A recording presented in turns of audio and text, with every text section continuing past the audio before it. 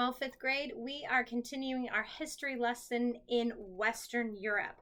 So today we are continuing in 14.3 and we are on pages 243 through 245. Not very much today, but we are learning about two new countries, Switzerland and Austria.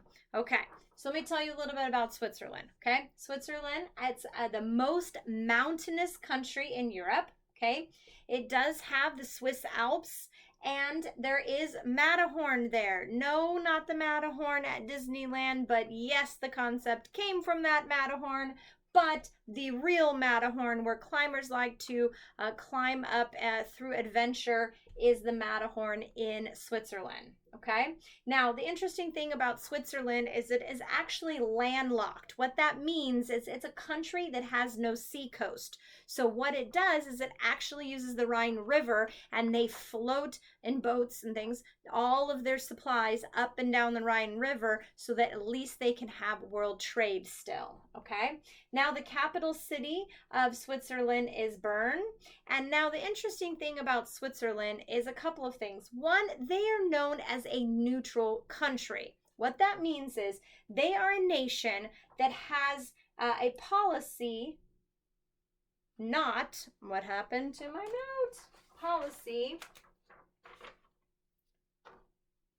against, where was my, okay, policy, and this should say against fighting in wars. Okay, I knew that wasn't looking right, so that should say against fighting in wars. Okay, so what that means is that they find that they're kind of a neutral, that's why it says neutral, but they're like in the middle, okay? They don't get involved in current affairs, and that's why they have a huge banking system, and a lot of people put their money in what we call Swiss banks because they feel like that is a good place to put it in case the economies in their countries or something happens with wartime and the economies go down. They have their money safe in Switzerland because they stay neutral. Okay, now Switzerland is also known for their Swiss cheeses and their chocolate, Swiss chocolate.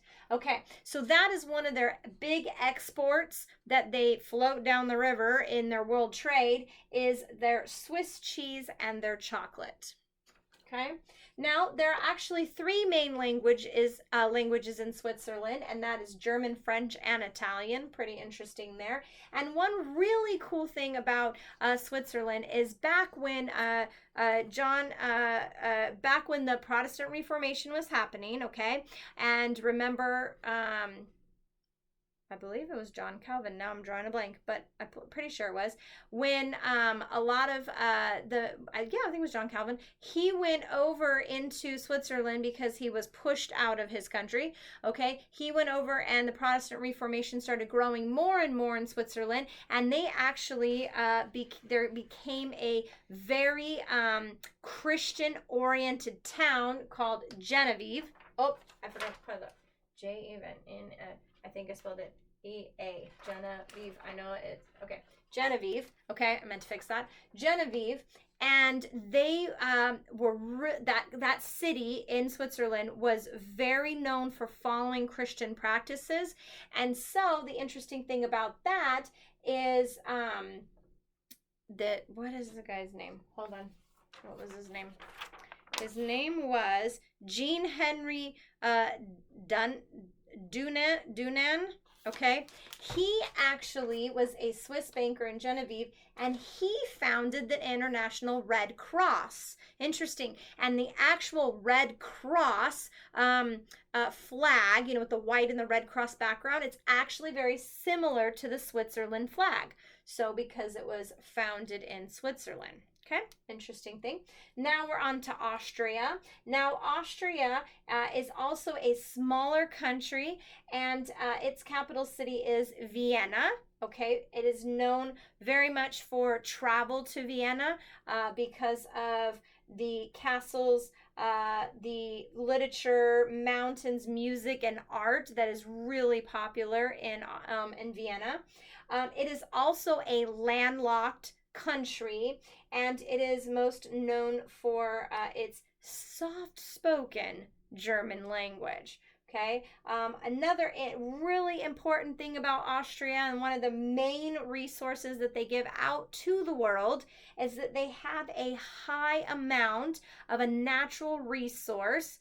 And let me see, I think I need to back up just a little bit. I think you're missing that. Okay, a natural resource, and that is graphite, which is actually lead, and which we use for pencils, all the writing we do. So that is Austria's main contributing to the world, really, is their high amounts of graphite in their mountainous areas. Okay, so interesting things about Switzerland and Austria. Obviously, there were a lot more little facts, and if you read about in your notes, which you should be, I mean, in your pages, you should be reading these pages. It was a very quick read today. You'll get those notes down, but you'll also see a couple other things, like the first tunnel in the Alps was done by Switzerland for travel.